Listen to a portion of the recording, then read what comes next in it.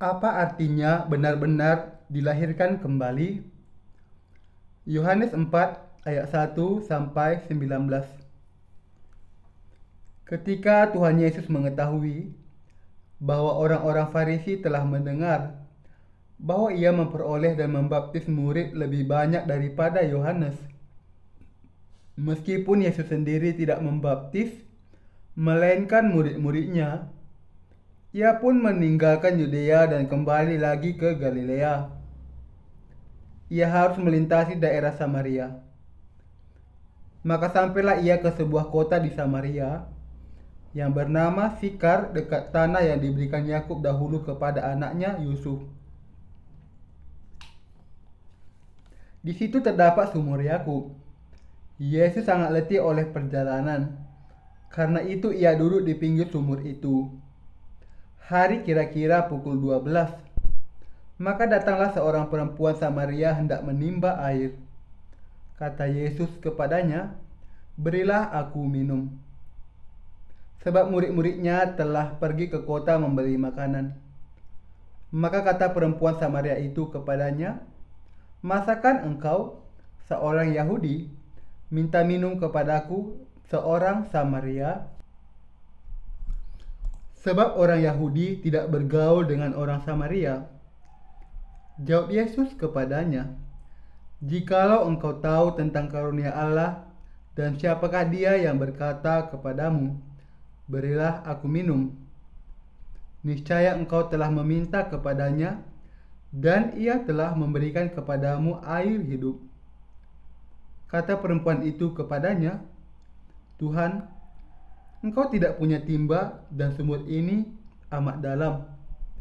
Dari manakah engkau memperoleh air hidup itu? Adakah engkau lebih besar daripada bapa kami Yakub, yang memberikan sumur ini kepada kami dan yang telah minum sendiri dari dalamnya, ia serta anak-anaknya dan ternaknya?" Jawab Yesus kepadanya, "Barang siapa minum air ini, ia akan haus lagi.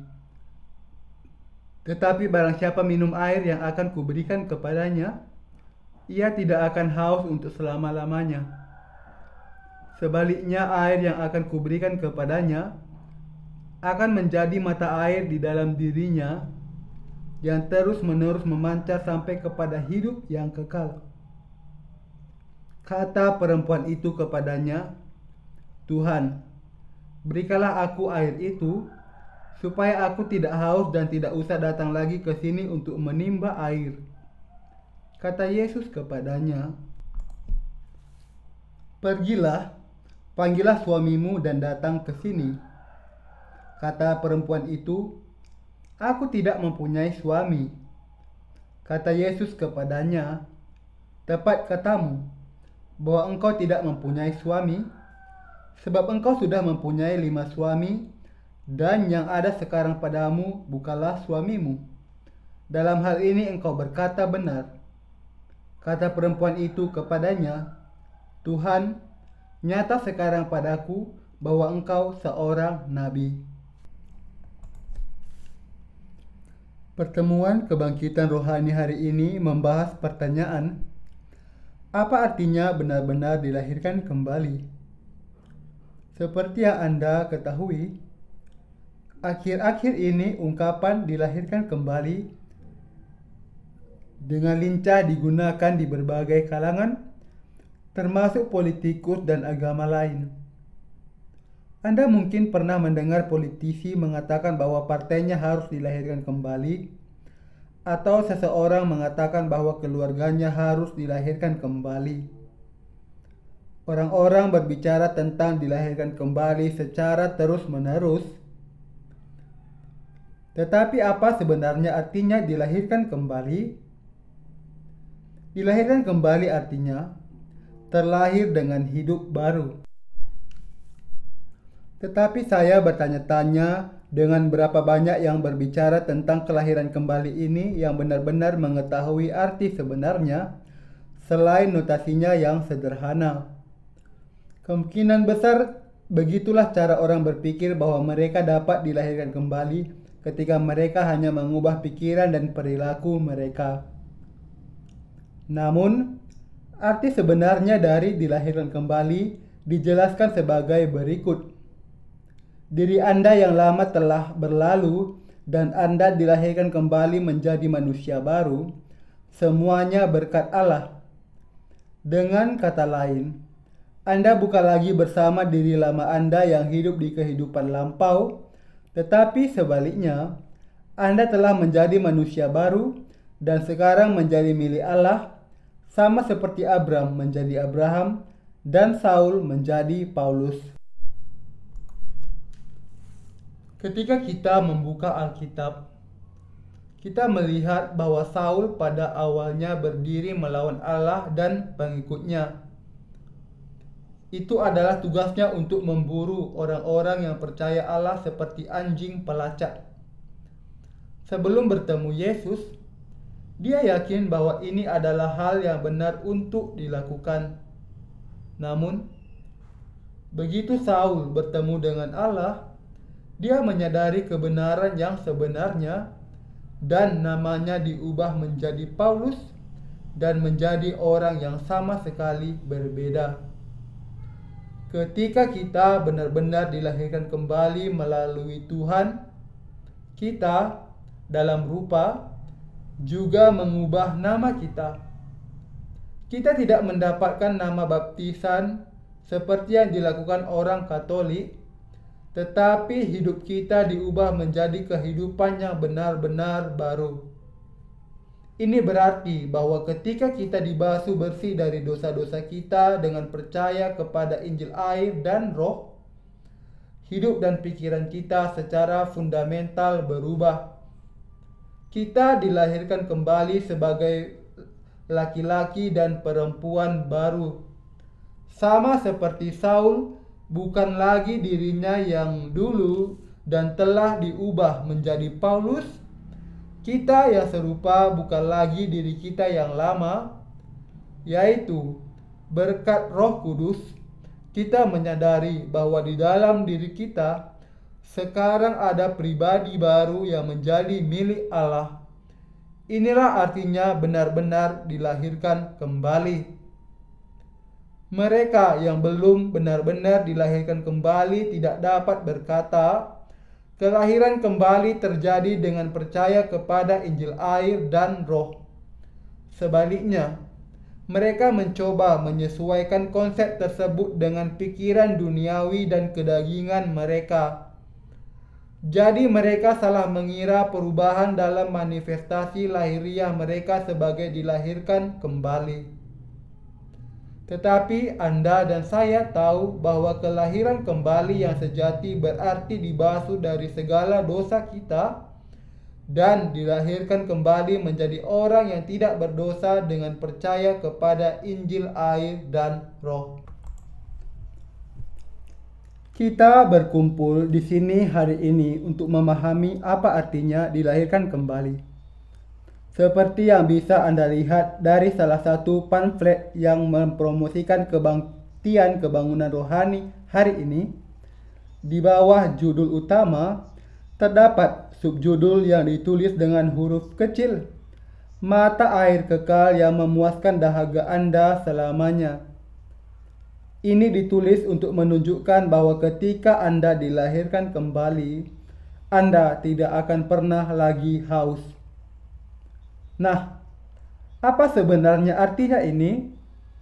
Itu berarti ketika kita menemukan Injil air dan Roh, mengetahui dan percaya kepadanya, kehausan rohani jiwa kita dipuaskan.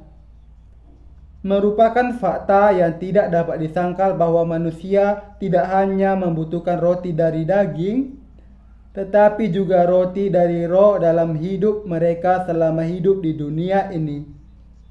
Jika seseorang percaya kepada Injil air dan Roh, Anda dapat memperoleh roti rohani seperti itu di dalam hati Anda. Tidak seperti binatang, manusia memiliki keinginan rohani. Jadi, ketika keinginan rohani ini tidak terpenuhi, Mereka berjuang untuk kehausannya. Kita menyebut kondisi seperti itu kelaparan jiwa.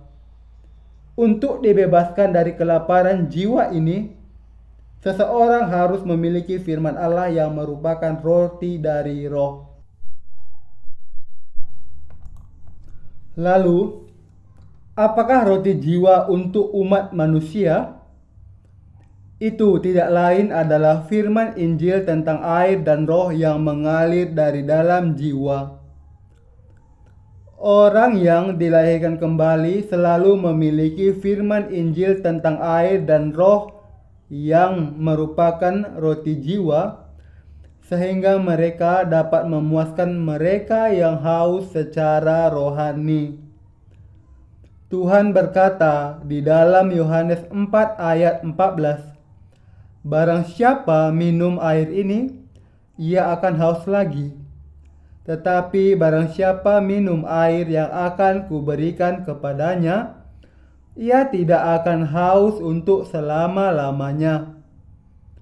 Sebaliknya, air yang akan kuberikan kepadanya akan menjadi mata air di dalam dirinya yang terus-menerus memancar sampai kepada hidup yang kekal."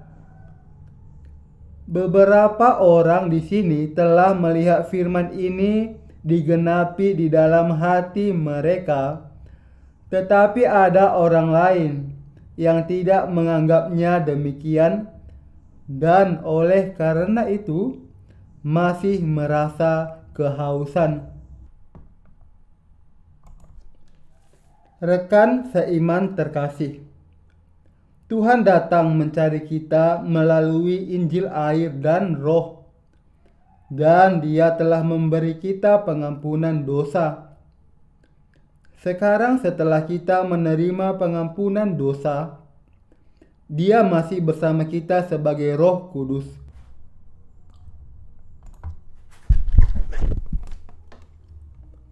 Dan Dia telah menjadi sumber air yang memancar menuju kehidupan yang kekal. Lalu, apa artinya ketika saya mengatakan bahwa Tuhan menyertai kita sebagai Roh Kudus? Artinya, jika kita menerima firman yang diberikan Allah dengan iman, firman ini akan memuaskan jiwa kita dan memperbaruinya. Firman adalah sumber yang memuaskan jiwa. Bahkan pada saat ini, sumber mata air ini terus memancar di dalam hati kita yang telah menerima pengampunan dosa. Selain itu, dasar Roh Kudus yang telah datang kepada kita tidak pernah kering. Tidak peduli berapa lama waktu berlalu sejak pertama kali dilahirkan kembali, dan tidak peduli keadaan apa yang kita hadapi. Tidak peduli seberapa banyak kita menarik darinya, itu tetap tidak berdasar. Tepat ketika kita mengira dasarnya akan terbuka, itu terus bermunculan.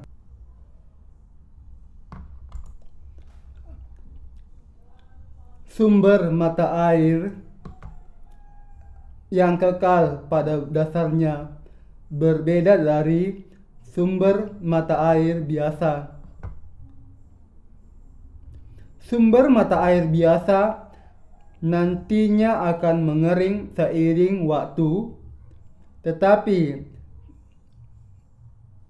mata air yang terus-menerus menggelegak tidak pernah mengering karena memiliki sumber pasokan air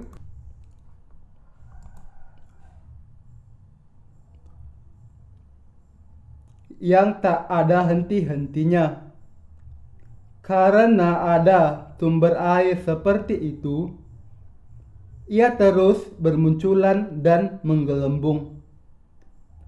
Ketika kita dilahirkan kembali dengan percaya kepada Injil air dan roh, di sana muncul di dalam hati kita sebuah mata air yang memancar selamanya. Jadi, air ini terus mengalir di dalam hati kita bersama dengan firman pengampunan dosa. Setiap kali kita mendengar firman Allah, sumber rohani ini muncul. Itu karena Tuhan sendiri adalah sumber air ini, dan Dia menyediakan persediaan air untuk kita selamanya. Rekan seiman terkasih, Tuhan berkata bahwa Dia memiliki air untuk diberikan.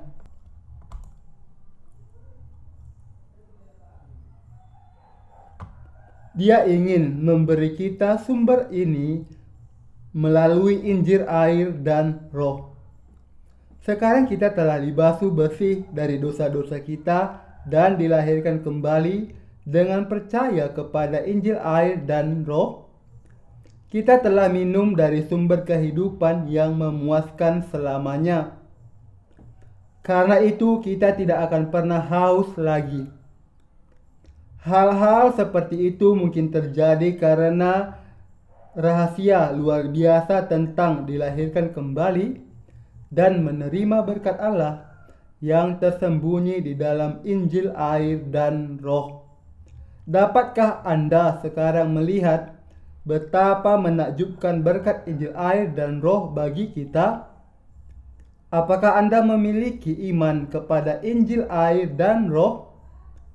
Ataukah Anda berpikir bahwa Anda telah dilahirkan kembali hanya karena Anda telah menjalani kehidupan iman yang saleh?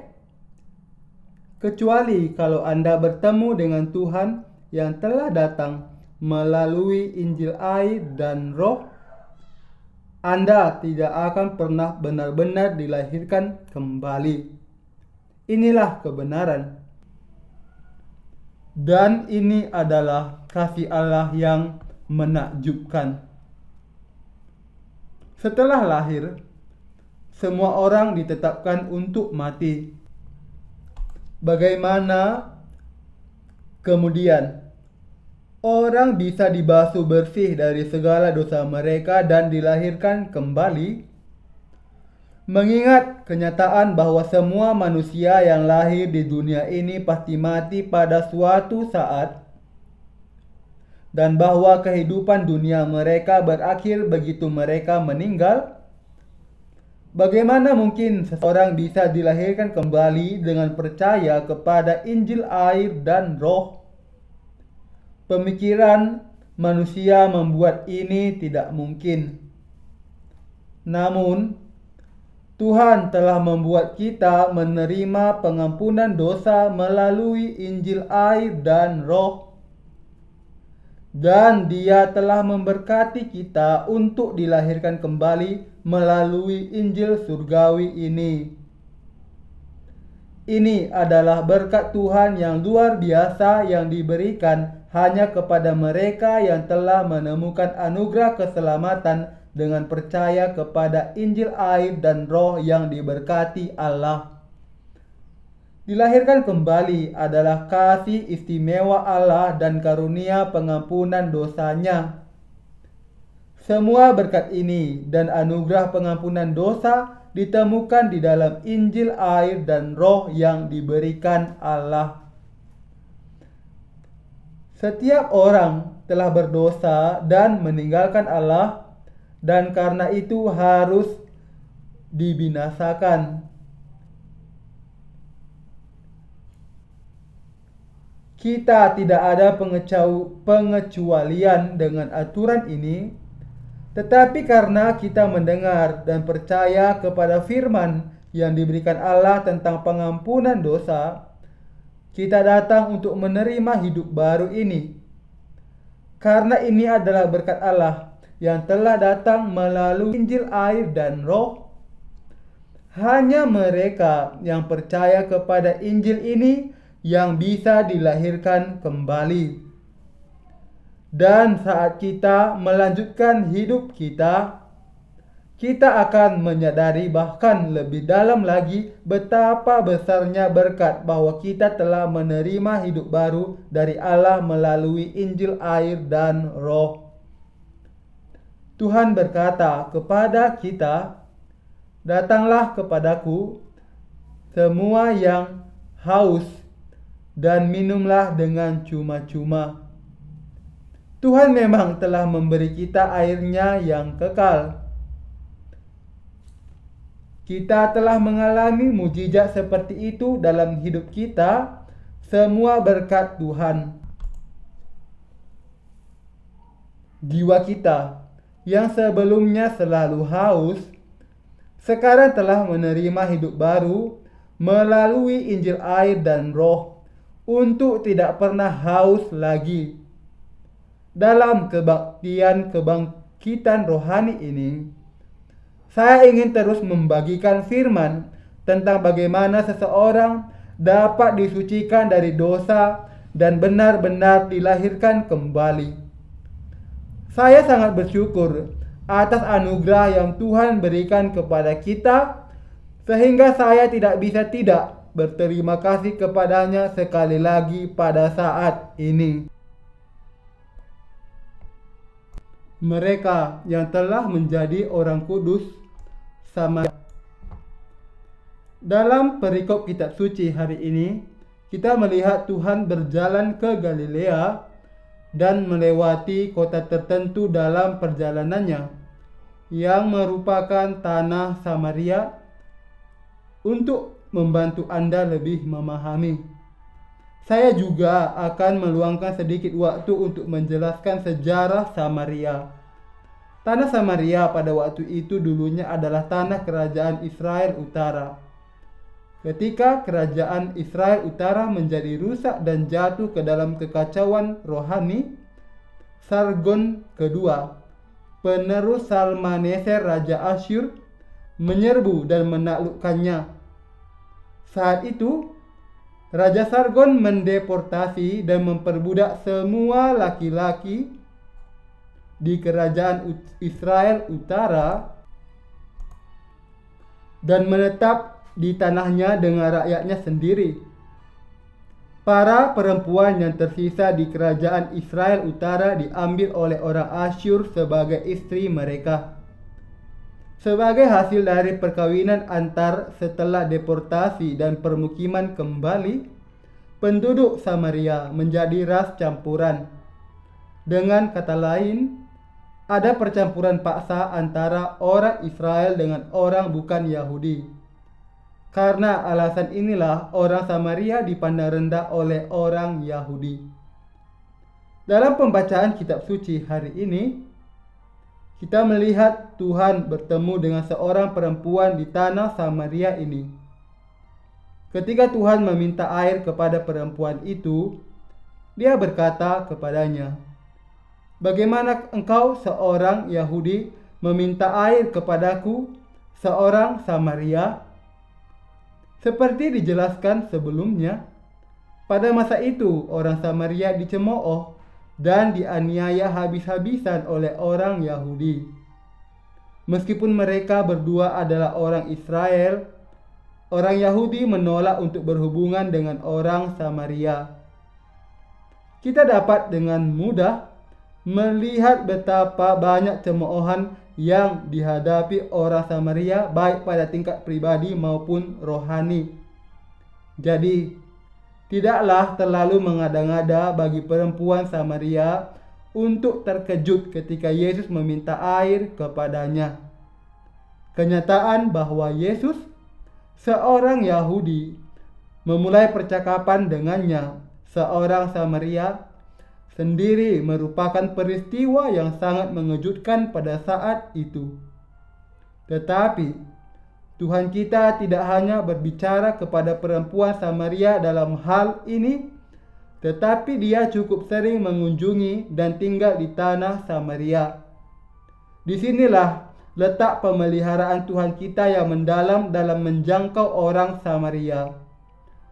Tuhan ingin memberikan air hidupnya kepada mereka yang mengetahui diri jahat mereka. Seperti yang bisa kita lihat dalam pembacaan kitab suci hari ini, Tuhan meninggalkan Yudea dan pergi ke Samaria. Pertama-tama, mari kita pikirkan tentang penampakan Tuhan kita. Tuhan kita lahir di bumi ini dengan status yang sangat rendah sebagai anak Yusuf, seorang tukang kayu di Nazaret. Penampilan luarnya berantakan dan tidak ada yang bisa dibanggakan dalam penampilannya. Mungkin itulah sebabnya kita melihat Yesus sangat dibenci oleh orang Yahudi di dalam Alkitab. Seperti halnya di zaman dan masa ini, di masa itu juga ada banyak yang menolak Yesus Kristus dan berdiri melawan Dia. Dengan meninggalkan orang-orang seperti itu, Tuhan menuju ke tanah Samaria.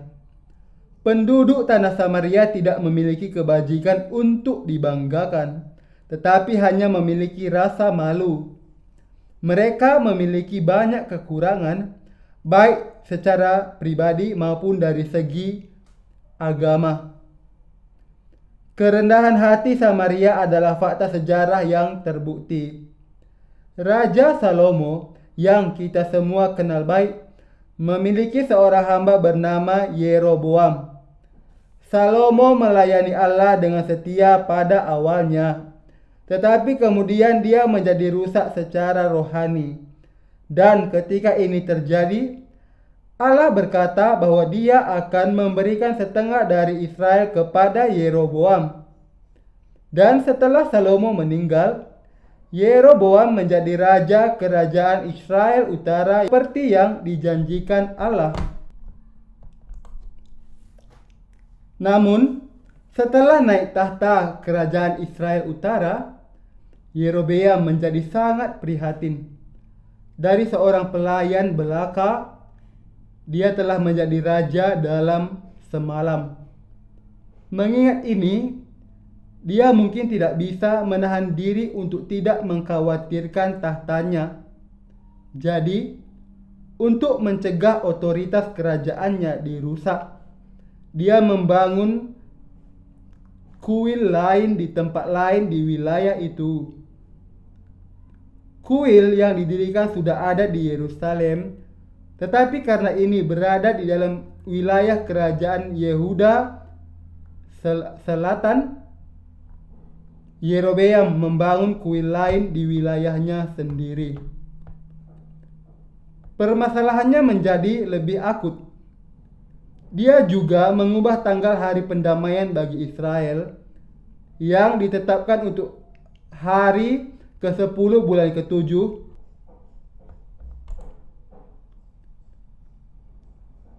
menjadi hari ke-15 bulan ke-8 dan memaksa rakyatnya untuk menjalankan tanggal baru ini sebagai hari pendamaian baru. Tidak hanya itu, dia juga membuat berhala dan menempatkannya di dalam kuil Allah untuk disembah. Dia telah sepenuhnya meninggalkan Allah. Dalam agama Kristen, orang yang benar-benar jahat sering digambarkan jatuh ke dalam jalan atau mengikuti dosa Yerobeam. Itulah betapa beratnya dosa Yerobeam. Orang Samaria dapat digambarkan sebagai keturunan Yerobeam yang mewarisi imannya yang salah. Jadi, dalam hal iman, tidak ada yang bisa dibanggakan oleh orang Samaria. Mari berhenti sejenak di sini dan pikirkan tentang masalah ini. Sangat sulit bagi orang untuk mengetahui jati diri mereka yang sebenarnya. Justru karena orang tidak mengenal dirinya sendiri, ada pepatah terkenal yang berkata, "Kenali dirimu." Sangat penting bagi kita untuk mengetahui siapa kita sebenarnya. Dari waktu ke waktu kita menemui orang-orang Kristen yang baik berkata, orang itu telah melakukan begitu banyak dosa sehingga dia pasti akan masuk neraka. Tetapi saya berbeda dari orang itu. Tetapi orang mengatakan hal seperti itu karena mereka sama sekali tidak mengenal diri mereka sendiri. Begitu iman mereka kepada firman Allah semakin dalam dan mereka mengenal diri mereka dengan benar, mereka akan menyadari bahwa mereka tidak berbeda dengan orang berdosa yang mereka kritik. Kita semua harus memahami betapa banyak kekurangan yang kita miliki. Bahkan pada saat ini, Tuhan kita sedang mencari orang Samaria. Dia datang kepada mereka yang hidup di bumi ini saat ini yang menyadari dan mengetahui bahwa mereka rendah dan penuh kekurangan seperti orang Samaria. Seperti yang ditunjukkan dalam pembacaan kitab suci hari ini, Tuhan kita melewati Samaria, bertemu dengan seorang perempuan di sana dan menyelamatkannya. Jika ada satu hal yang bisa dibanggakan di tanah Samaria ini yang dicemooh oleh orang Yahudi, itu adalah sumur Yakub. Alkitab mencatat bahwa Abraham, nenek moyang Yakub, menggali sumur kemanapun dia pergi. Dan bahkan saat ini, pengeboran sumur adalah bisnis yang sangat penting di Timur Tengah. Karena wilayahnya didominasi oleh gurun pasir, air lebih berharga daripada minyak. Oleh karena itu, air diperoleh dengan mengebor ke dalam bumi untuk itu.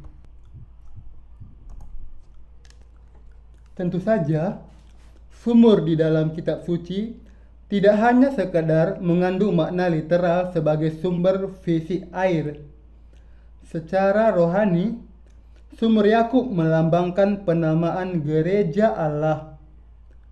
Dengan kata lain, Abraham, nenek moyang Yakub, menggali sumur kemanapun dia pergi, menyiratkan menanam gereja kemanapun dia pergi.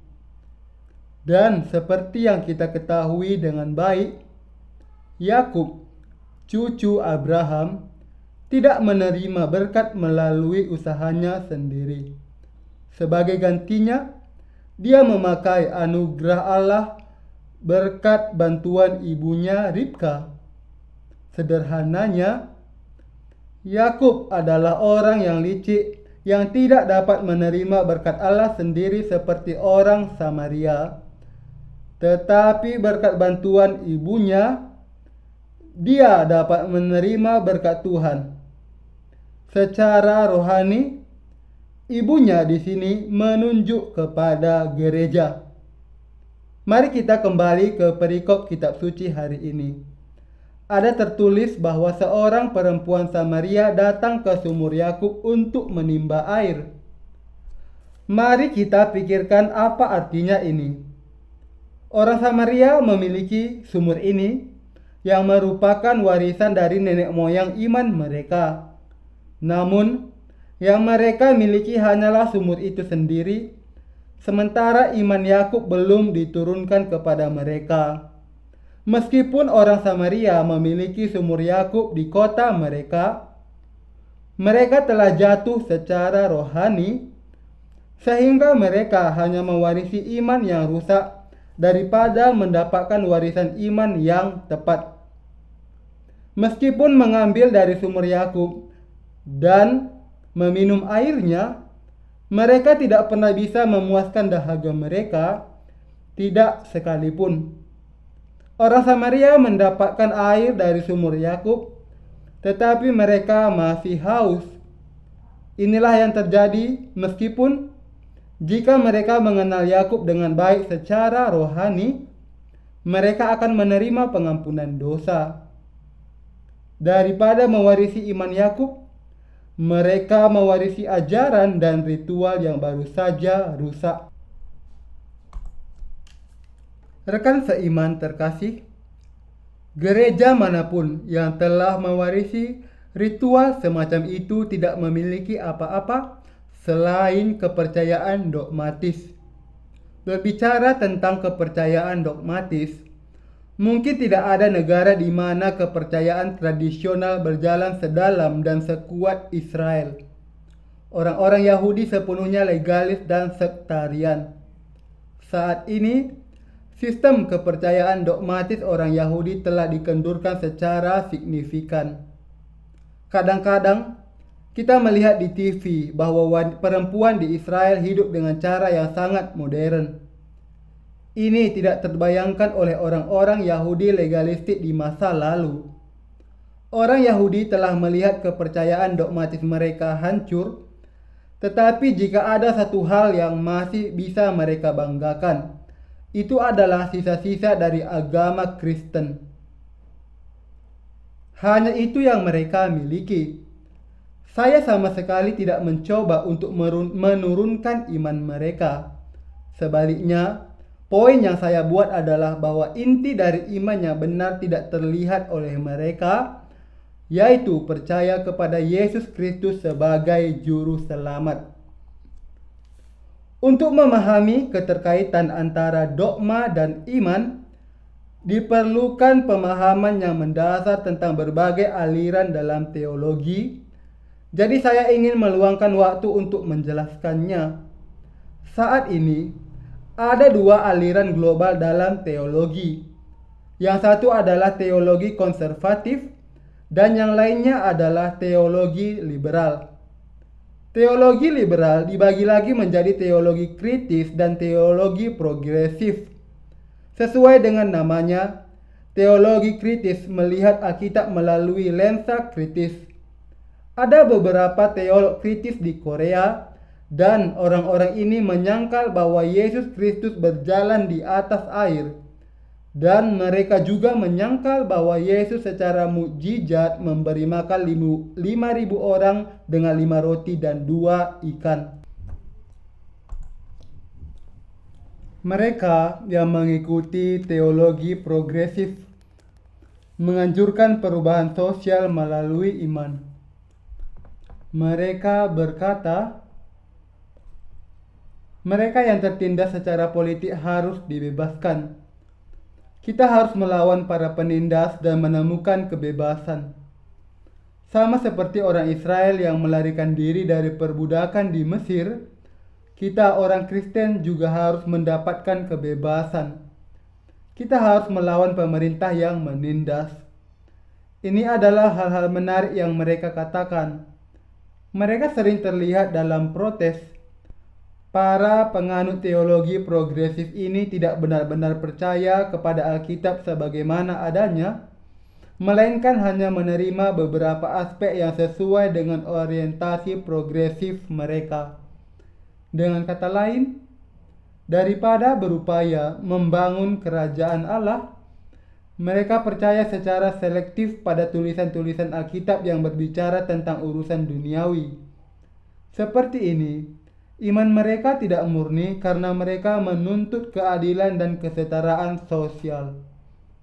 Misalnya, banyak kelompok Kristen progresif yang sangat kritis terhadap konsumsi yang mencolok dan ketimpangan yang meningkat, dan mereka menyerukan reformasi sosial untuk mengurangi masalah tersebut. Mereka yakin bahwa ini memberikan kebaikan yang lebih besar untuk negara mereka, dan mereka bangga pada diri mereka sendiri. Tentu saja, tidak diragukan lagi bahwa adalah benar bagi orang Kristen untuk mengasihi negara mereka dan berdoa untuk itu. Namun, jika mereka benar-benar mengasihi negara mereka, maka mereka harus berbicara tentang bagaimana setiap individu dapat dilahirkan kembali. Itu karena ini dilakukan untuk kesejahteraan bangsa.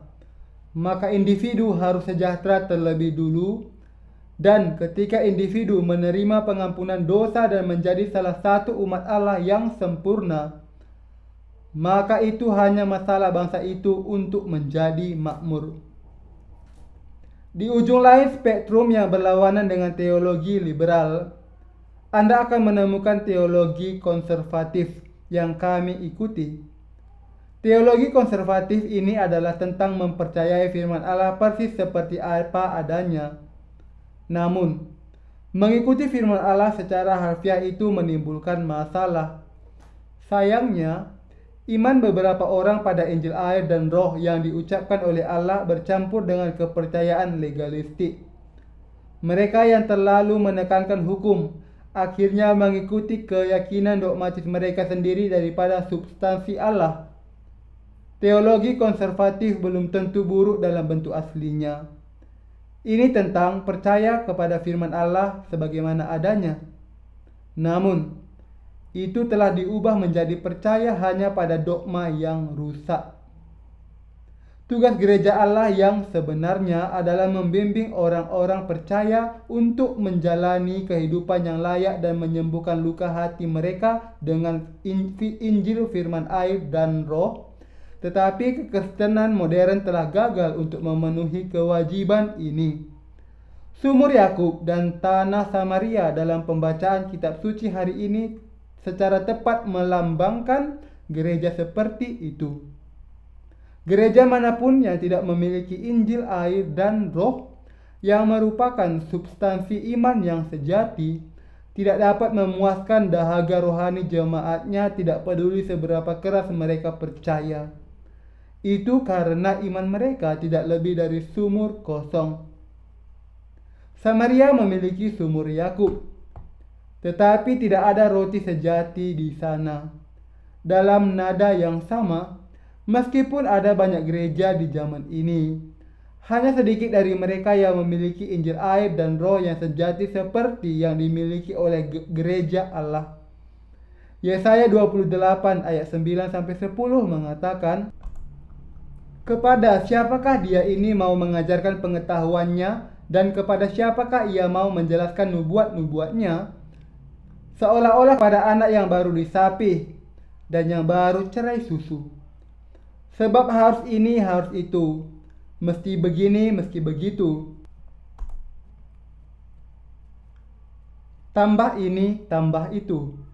Seperti yang dikatakan Alkitab, para pendeta di gereja palsu semacam itu mempersiapkan khotbah mereka dengan meminjam sedikit dari buku ini dan sedikit dari buku atau khotbah yang lain. Tetapi mereka sebenarnya tidak membahas apa yang benar-benar penting. Mereka kehilangan substansi yang sebenarnya.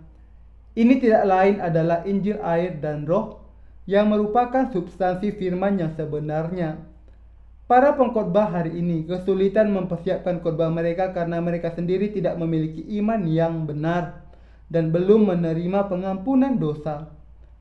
Jadi mereka akhirnya mencuri khotbah orang lain dari waktu ke waktu, melakukan plagiat.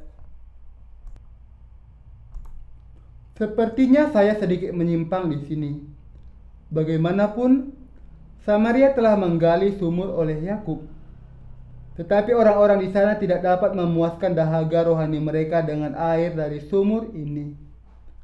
Itu karena tanah Samaria sudah rusak secara rohani.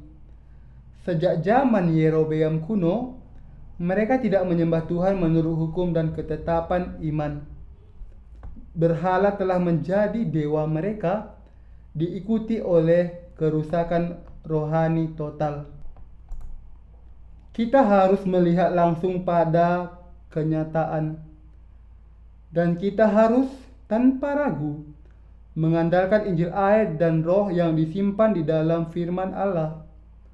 Kita harus bersandar kepada Injil air dan roh saja.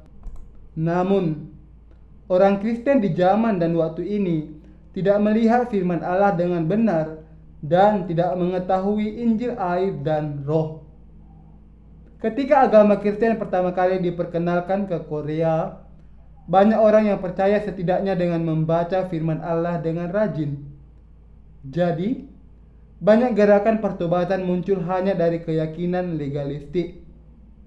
Namun, saat ini, orang Kristen Korea bahkan kekurangan iman seperti itu. Mereka tidak memiliki Injil air dan roh. Mereka tidak percaya bahkan ketika firman diberitakan kepada mereka. Akibatnya, mereka semakin cenderung ke arah iman yang penuh emosi. Ketika mereka menyembah Allah, mereka menyanyikan himne dengan sungguh-sungguh, dengan semua jenis alat musik diputar sebagai latar belakang. Mereka kemudian merasa seolah-olah sesuatu yang rohani sedang bangkit di dalam hati mereka. Jadi mereka berpikir sendiri bahwa Allah senang dengan pujian mereka yang keras dan emosional. Namun, ini sebenarnya tidak lebih dari diisi dengan emosi manusia. Itu hanya perasaan mereka sendiri yang muncul dengan usaha sendiri. Tetapi kenyataannya, Allah sebenarnya tidak senang dengan pujian mereka.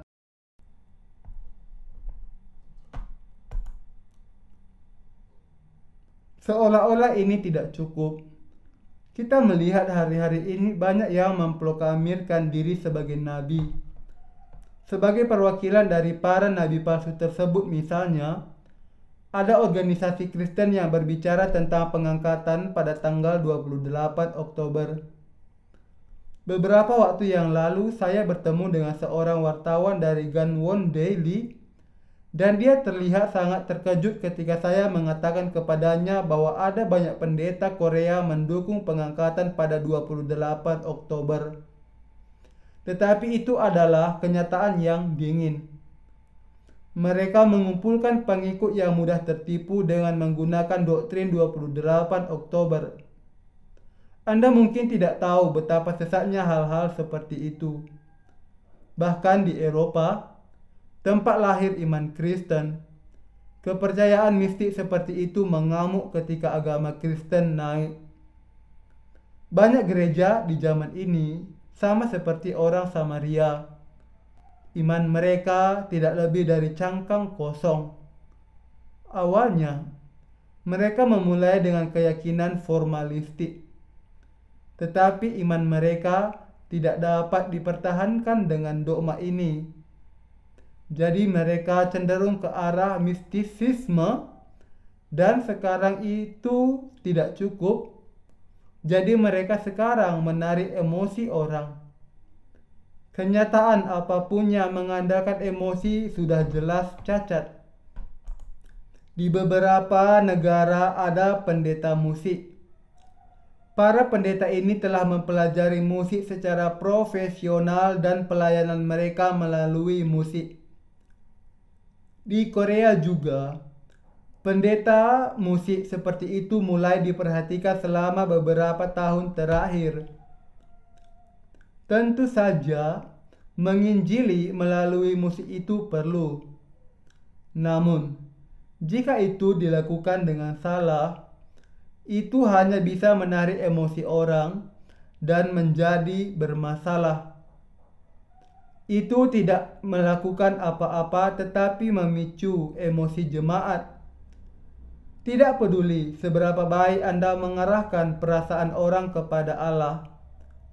Dan tidak peduli seberapa baik Anda mengajar mereka doktrin Kristen, semua itu tidak berguna. Itu karena mereka yang memiliki keyakinan seperti itu, yaitu mereka yang minum dari air ini pasti lebih haus secara rohani. Bahkan jika orang menyalin, mempelajari, menghafal, dan percaya pada setiap doktrin Kristen yang ada, tanpa iman kepada Injil air dan roh, tidak ada yang tersisa selain kehausan rohani. Dan itu tidak hanya berakhir dengan kehausan rohani. Karena rasa haus dan dosa ini, mereka akhirnya menghadapi kutukan yang kekal.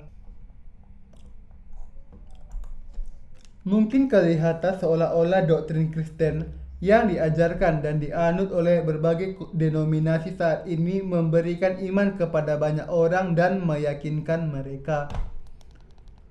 Namun, seiring berjalannya waktu, udara rohani menjadi sangat tercemar sehingga orang bahkan tidak bisa bernapas lagi untuk bertahan hidup. Karena tidak ada dogma Kristen yang sempurna, para pengikutnya pasti akan menderita dan binasa pada akhirnya.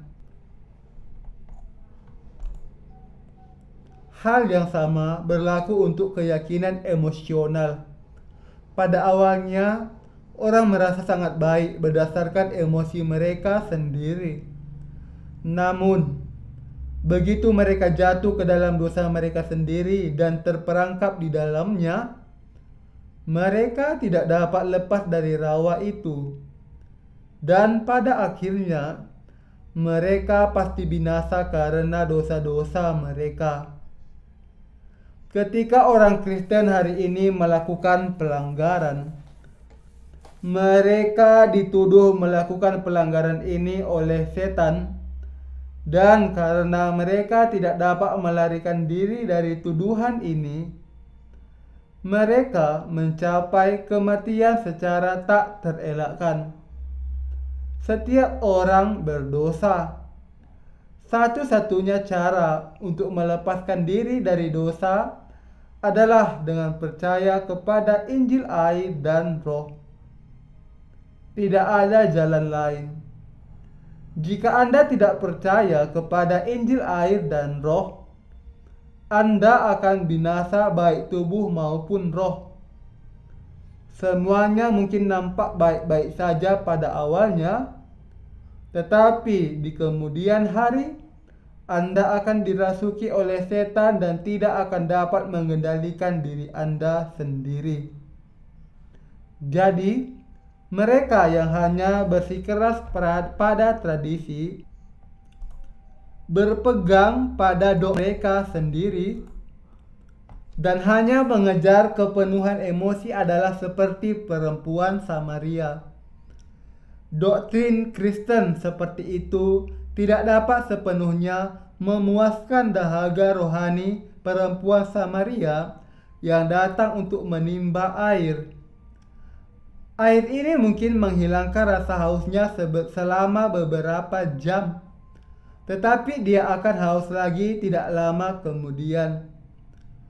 Sungguh, kecuali Anda menerima pengampunan dosa melalui firman Injil air dan Roh, Anda tidak dapat mengatasi rasa haus rohani Anda. Tuhan kita berkata, "Barang siapa minum air ini, ia akan haus lagi.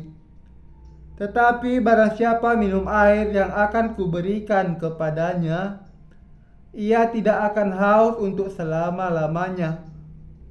Sebaliknya, air yang akan kuberikan kepadanya akan menjadi mata air di dalam dirinya yang terus-menerus memancar sampai kehidupan yang kekal."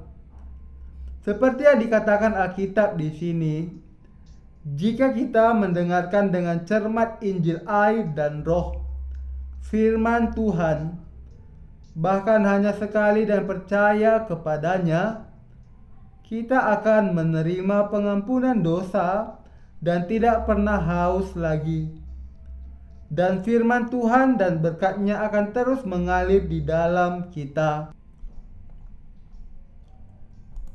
Rekan seiman terkasih, jika Anda menerima pengampunan dosa dengan percaya kepada Injil air dan Roh, Anda akan lepas dari dosa dunia selamanya dan menjadi benar selamanya. Segala sesuatu yang Tuhan berikan adalah kekal. Sebaliknya, hal-hal yang diberikan manusia tidak akan pernah bertahan selamanya. Dengan kata lain, sementara pengampunan dosa yang diberikan Tuhan melalui Injil air dan Roh adalah kekal, apapun yang diberikan oleh manusia hanyalah sementara, yaitu untuk waktu yang singkat. Misalnya, Anda menghadiri pertemuan kebangkitan rohani dan salah satu masalah Anda terselesaikan. Meskipun demikian, jika solusi itu tidak datang dari Injil air dan Roh, itu sia-sia. Yang bukan dari Injil air dan Roh hanyalah roh jahat pendusta, dan itu tidak ada artinya bagi kita. Beberapa revivalis berkata dalam khotbah mereka terimalah apinya. Kita telah menjadi umat Allah. Orang-orang kemudian percaya sesaat bahwa mereka memang telah menjadi umat Allah. Tetapi, walaupun jika mereka percaya seperti ini, seiring berlalunya waktu, mereka pasti akan menderita kehausan rohani lagi. Hal yang sama berlaku untuk gerakan komunal yang menjadi modern di antara beberapa orang Kristen. Para pendukung gerakan ini berkata, kita seharusnya hidup bersama sebagai sesama orang percaya. Mari kita bangun komunitas kita sendiri, seperti yang dilakukan oleh beberapa gerakan keagamaan lainnya. Kita semua bisa menjalani hidup yang sederhana dan indah. Banyak orang akan melihat kehidupan teladan kita dan menjadi percaya kepada Yesus sebagai hasilnya.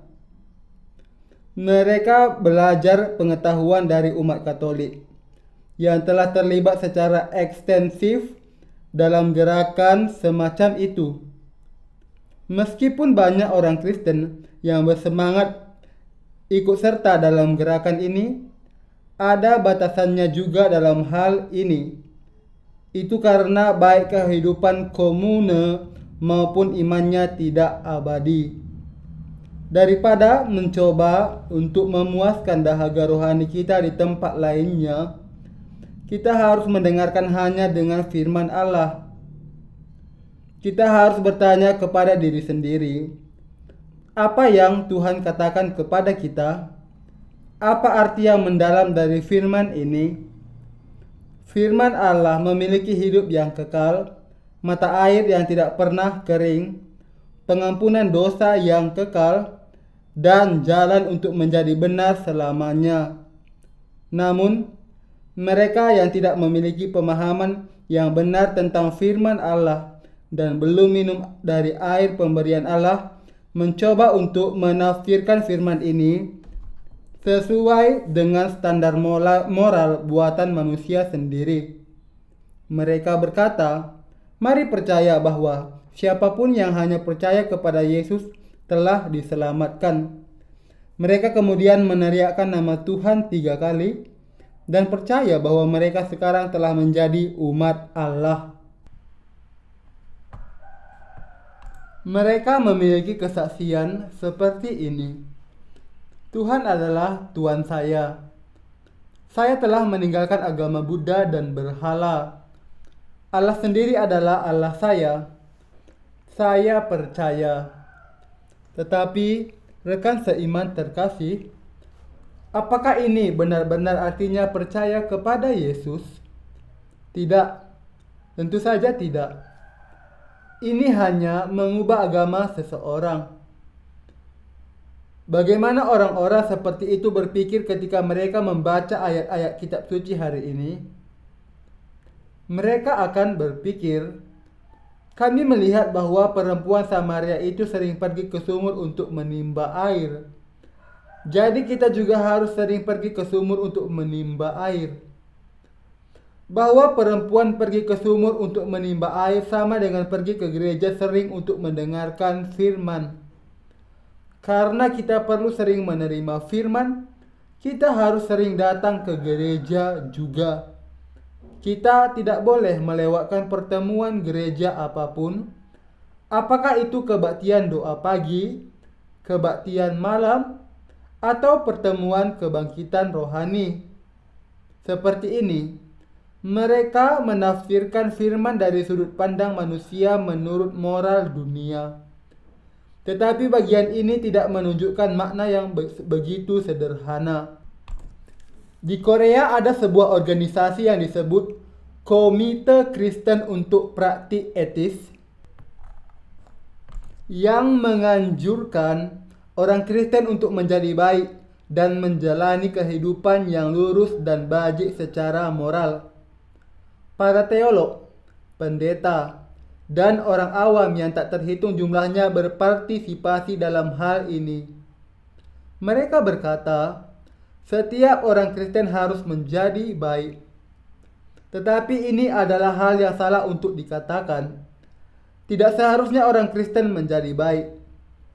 Jika seseorang adalah seorang Kristen sejati, maka itu hanya masalah orang tersebut menjadi baik bahkan tanpa mencoba.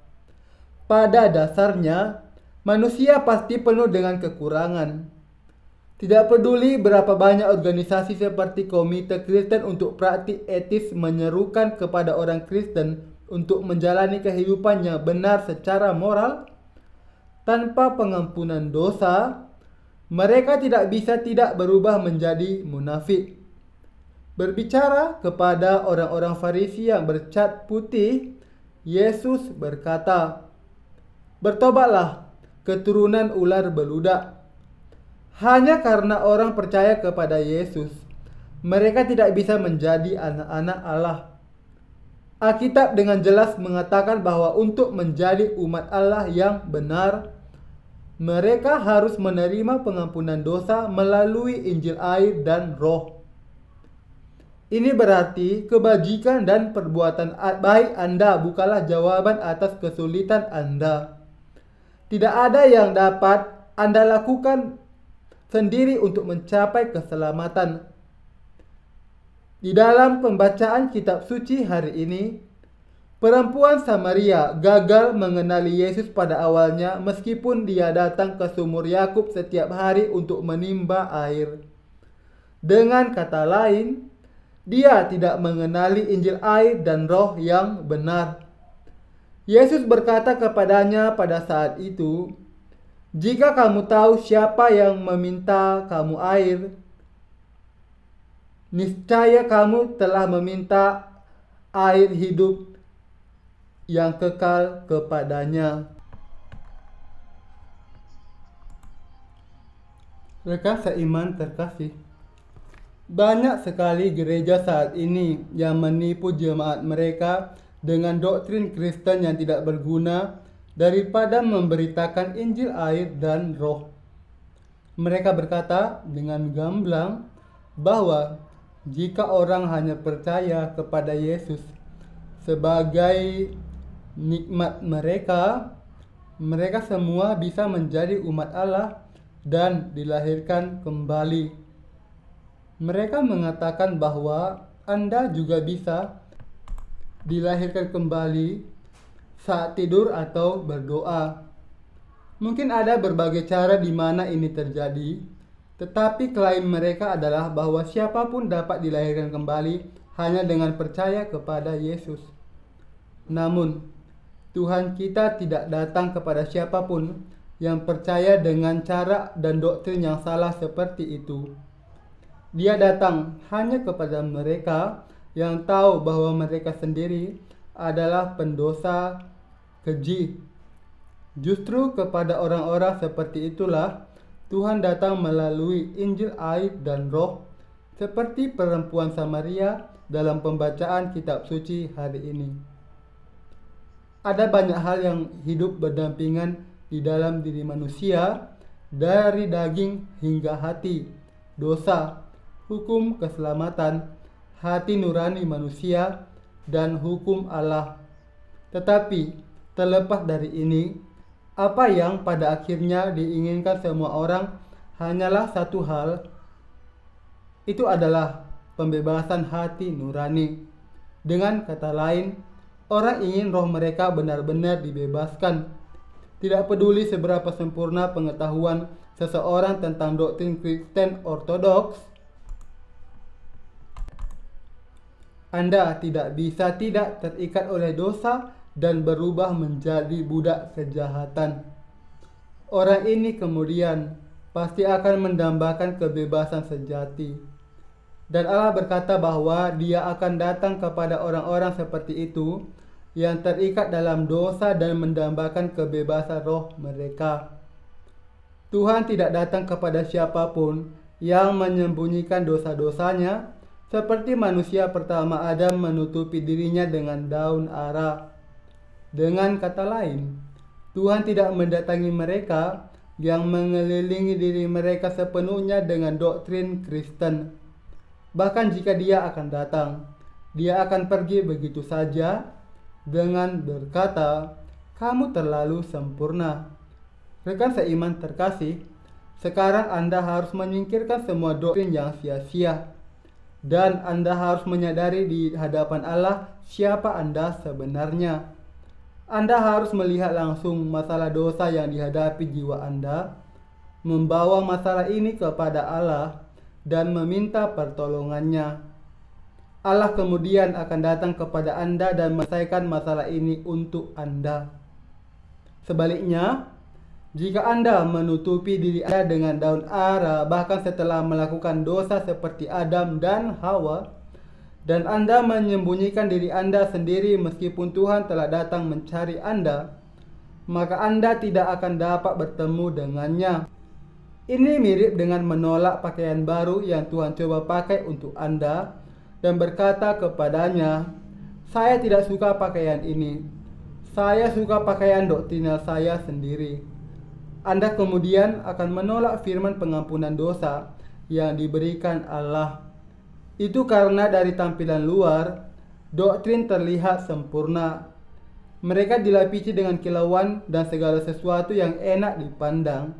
Mereka tidak basah bahkan saat hujan, dan mereka tidak membusuk bahkan ketika air merembes ke dalamnya.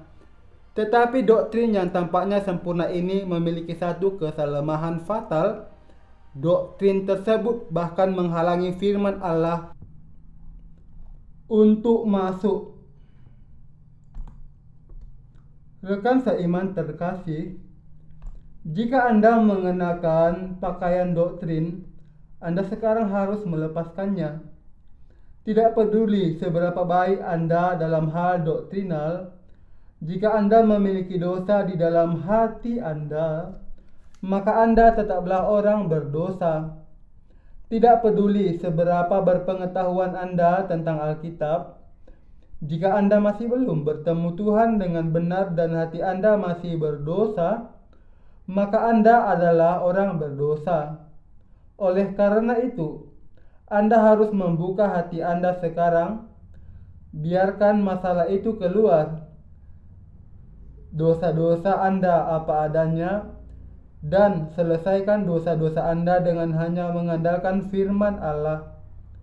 Hanya dengan begitu Anda dapat menerima pengampunan dosa. Tuhan datang kepada mereka yang menderita dari masalah dosa dan penderitaan akhir, tentang bagaimana untuk terlahir kembali. Apa artinya ini? Artinya Tuhan datang kepada mereka yang sangat mendambakan untuk memiliki di dalam diri mereka mata air yang kekal agar mereka tidak pernah haus lagi.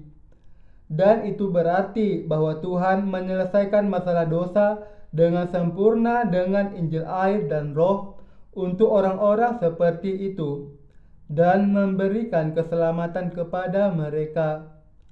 Mari kita ke pembacaan kitab suci hari ini. Ketika perempuan Samaria itu datang ke sumur untuk menimba air, Yesus memintanya untuk memberinya air. Sama seperti perempuan ini, semua orang Samaria harus menimba air setiap hari. Apa artinya ini? Saya menjelaskan sebelumnya di awal khotbah saya bahwa sumur di Samaria melambangkan sebuah gereja yang tidak memiliki apa-apa lagi selain cangkang kosong. Jadi, ini menyinggung fakta bahwa begitu banyak orang Kristen saat ini menghadiri semua jenis acara dan pertemuan setiap hari karena semangat mereka sendiri.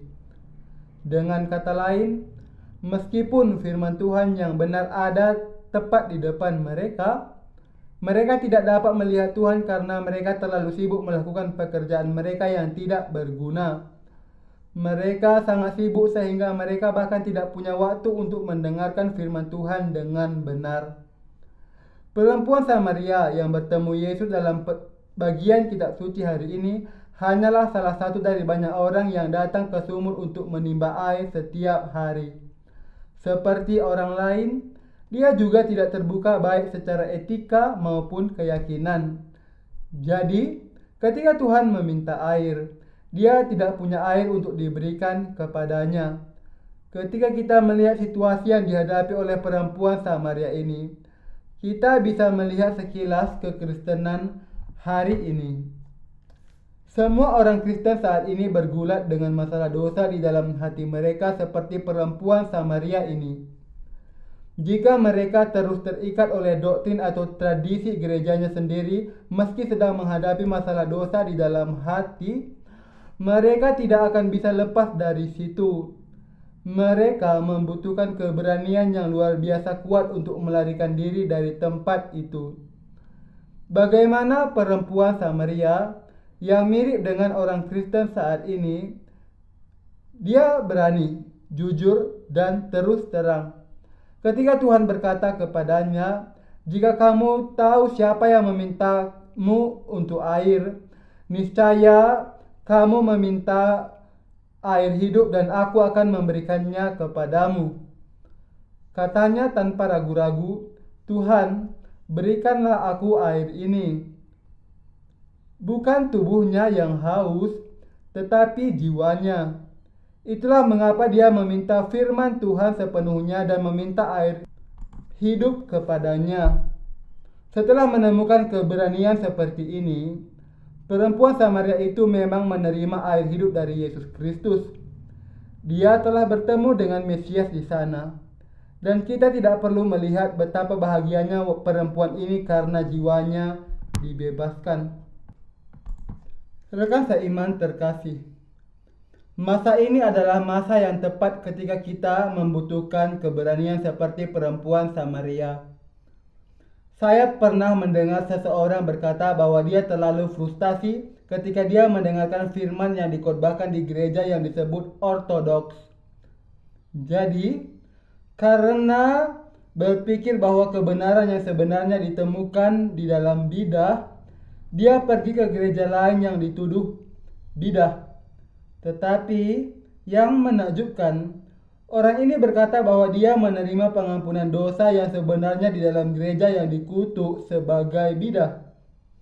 Seperti ini, saya mendengar kesaksian yang mengatakan bahwa kebenaran tidak ditemukan di dalam ortodoksi, melainkan dapat ditemukan di dalam bidah.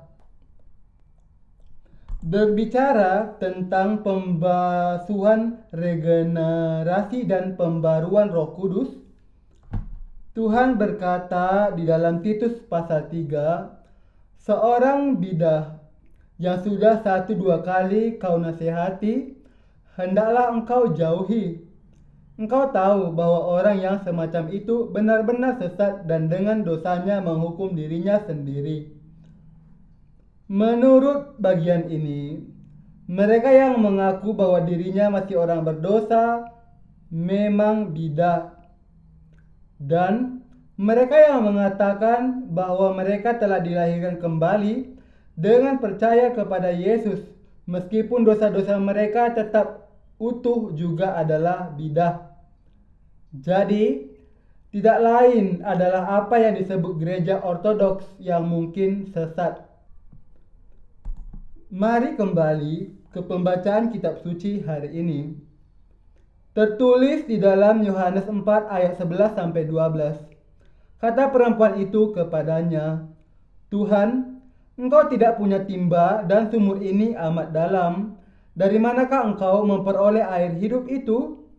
Adakah engkau lebih besar daripada bapa kami Yakub, yang memberikan sumur ini kepada kami dan yang telah minum sendiri dari dalamnya, ia serta anak-anaknya dan ternaknya?"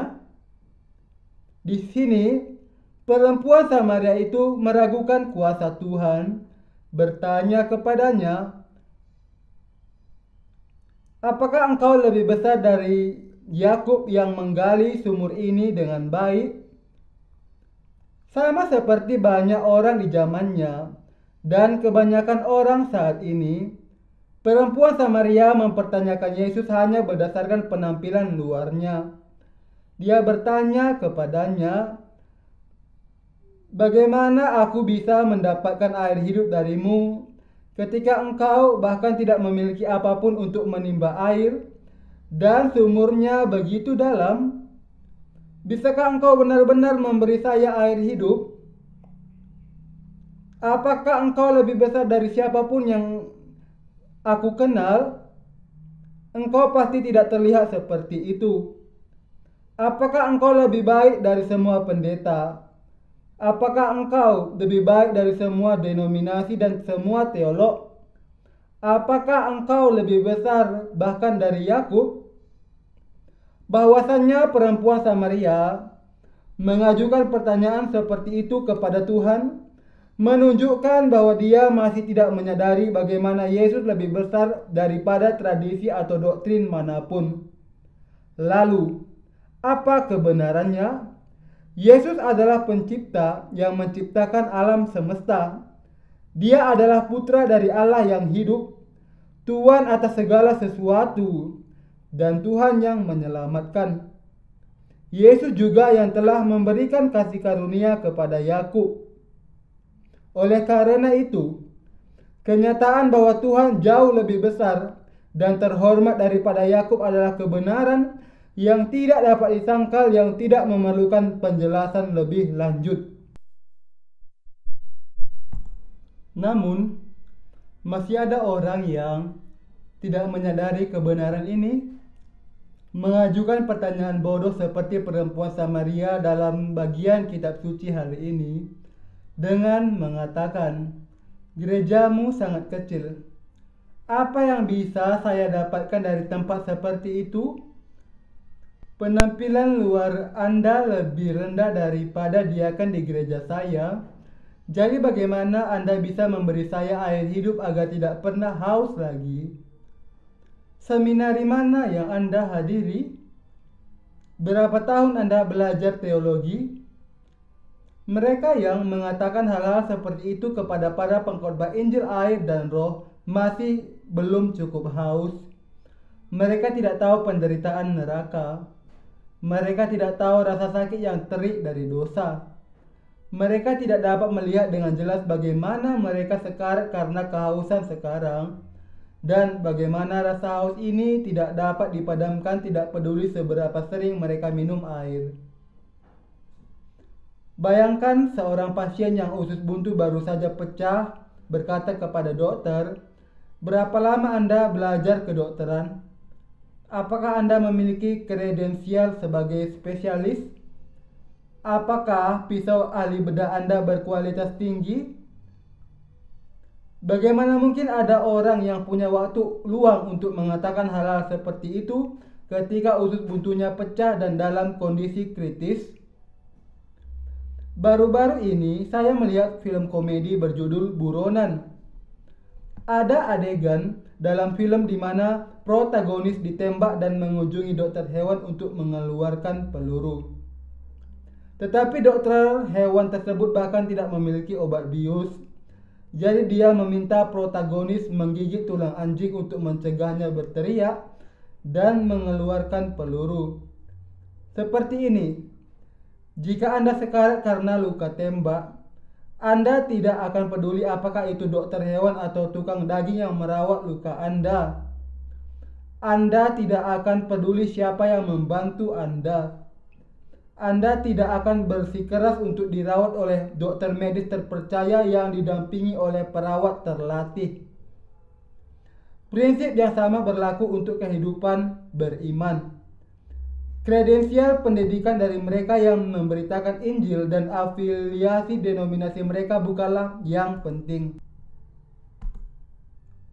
Orang-orang bersikeras pada hal-hal yang tidak berguna hanya karena mereka belum tahu betapa buruknya situasi mereka. Mereka tidak yakin bahwa mereka terikat ke neraka.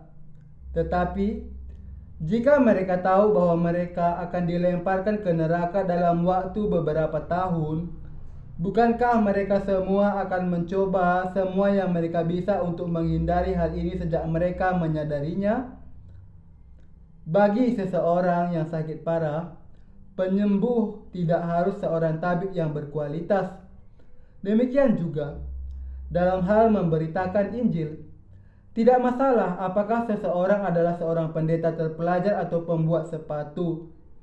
Tidakkah kalian semua setuju? Jika orang tahu bahwa mereka akan dilemparkan ke neraka dalam waktu beberapa tahun, mereka semua akan berbondong-bondong ke sini seperti awan raksasa. Mereka akan sujud dan memohon kepada kita untuk mengajari mereka bagaimana dilahirkan kembali. Saya yakin kita akan melihat banyak orang seperti itu. Rekan seiman terkasih, orang bodoh yang tidak tahu bahwa jiwa mereka sekarat karena dosa-dosa mereka. Tidak hanya itu, mereka bahkan tidak menyadari apa yang mereka butuhkan.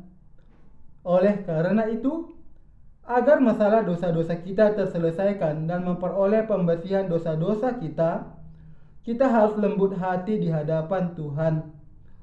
Untuk dilahirkan kembali dan menerima dasar dari air kekal agar tidak pernah haus lagi, Anda harus mengenal dan percaya kepada Injil air dan Roh.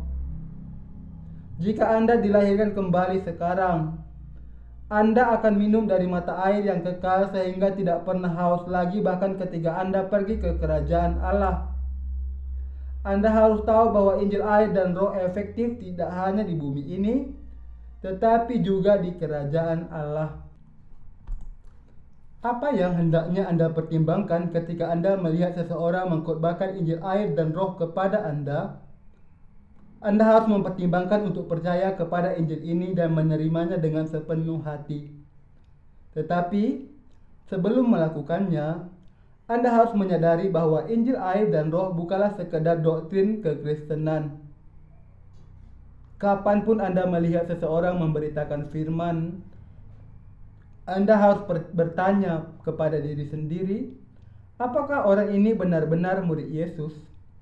Apakah orang ini memiliki Injil air dan Roh di dalam dirinya? Apakah dia benar-benar mengkhotbahkan firman Allah yang hidup daripada dogma Kristen yang busuk? Anda harus bisa membedakan hal-hal seperti itu. Jika Anda tidak yakin bagaimana membedakan orang-orang seperti itu, Anda dapat dengan mudah melakukannya dengan memeriksa apakah yang mereka katakan adalah firman Allah tentang Injil air dan Roh. Jika mereka memberitakan firman manusia, maka mereka bukanlah hamba Allah. Jika mereka memberitakan firman Allah tentang Injil air dan Roh, mereka adalah umat Allah. Jika seseorang benar-benar adalah hamba Allah yang percaya kepada Injil air dan Roh, maka orang ini akan memberitakan firman Allah dan regenerasinya daripada membuat tentang denominasi atau doktrinnya sendiri. Seperti yang saya jelaskan sebelumnya, orang Samaria dalam bagian kitab suci hari ini semuanya berdarah campuran. Jadi mereka memiliki iman sinkretis yang tidak murni. Ini tidak berarti bahwa orang Yahudi benar. Jika orang Yahudi memiliki fondasi yang tumbuh ke dalam kehidupan abadi di dalam diri mereka, maka kita harus mengikuti tradisi dan doktrin ortodoks mereka. Tetapi mereka tidak memiliki fondasi yang tumbuh menuju kehidupan kekal. Yesus telah meninggalkan Yehuda dan pergi ke Samaria. Karena itu kita harus mengikuti Yesus Kristus ini tanpa gagal. Rekan seiman terkasih, manusia terlalu bodoh dan tidak mampu. Meskipun Tuhan datang mencari kita berulang kali untuk memberi kita hidup yang kekal, banyak orang menghentikan dia dengan hambatan denominasi dan doktrinal. Akibatnya, mereka kehilangan kesempatan yang datang hanya beberapa kali sepanjang hidup mereka. Jika Anda memiliki dosa, bukalah pintu hati Anda kepada Tuhan dan terimalah Yesus Kristus dan firman-Nya ke dalam hati Anda. Nyatakan kelemahan Anda dengan jujur di hadapan firman, selesaikan masalah semua dosa Anda, dan temukan jawaban untuk hidup kekal dan dilahirkan kembali. Mereka yang haus akan air hidup yang kekal. Di sini, duduk di antara Anda hari ini adalah mereka yang sudah minum dari air hidup kekal untuk tidak pernah haus lagi. Tetapi, pertemuan hari ini adalah untuk mereka yang ingin minum dari air ini. Dengan kata lain, ini bukan hanya pertemuan kebangkitan rohani yang sederhana, melainkan pertemuan jiwa-jiwa yang hilang. Selama ini, Meskipun kami telah berusaha sangat keras untuk memberitakan Injil air dan roh yang difirmankan Allah, banyak orang menolak untuk mendengarkan Injil ini karena telinga dan hati mereka telah terhambat oleh doktrin palsu dari agama Kristen. Namun, melalui kebaktian kebangkitan rohani ini, kami akan sekali lagi memberitakan Injil air dan roh dari Tuhan. Kami akan memberitakannya tanpa henti. Tuhan berkata, "Lihat, aku berdiri di muka pintu dan mengetok." Wahyu 3 ayat 20. Tetapi ini tidak berarti bahwa Tuhan kita mengunjungi mereka secara langsung dan mengetuk pintu hati mereka sendiri. Sebaliknya, Dia mengunjungi mereka tanpa gagal melalui kita orang-orang yang percaya kepada Injil air dan roh. Tertulis di dalam Yohanes 4 ayat 13-14, jawab Yesus kepadanya, "Barang siapa minum air ini, ia akan haus lagi. Tetapi barang siapa minum air yang akan kuberikan kepadanya, ia tidak akan haus untuk selama-lamanya. Sebaliknya air yang akan kuberikan kepadanya akan menjadi mata air di dalam dirinya yang terus-menerus memancar sampai kepada hidup yang kekal." Bagi mereka yang menolak Injil air dan roh dan menolak untuk percaya kepadanya, dosa-dosa mereka akan tetap utuh di dalam diri mereka. Hati dan kedamaian kecil apapun yang mungkin mereka miliki akan lenyap dalam waktu singkat. Bagaimana dengan mereka yang telah menerima firman Tuhan dan menerima hidup yang kekal? Roh Kudus bekerja di dalam hati mereka bersama dengan Injil air dan roh. Dan Roh Kudus membuat dasar kehidupan kekal bertumbuh di dalam hati mereka selamanya. Orang-orang seperti itu telah mencapai tahap di mana rasa haus mereka telah dipuaskan selamanya untuk tidak pernah haus lagi. Ini adalah sesuatu yang hanya diketahui oleh mereka yang telah merasakan Injil air dan roh dengan iman. Mari kita buka Yohanes 4 ayat 15-19. Kata perempuan itu kepadanya, "Tuhan, berikanlah aku air itu, supaya aku tidak haus dan tidak usah datang lagi ke sini untuk menimba air." Kata Yesus kepadanya,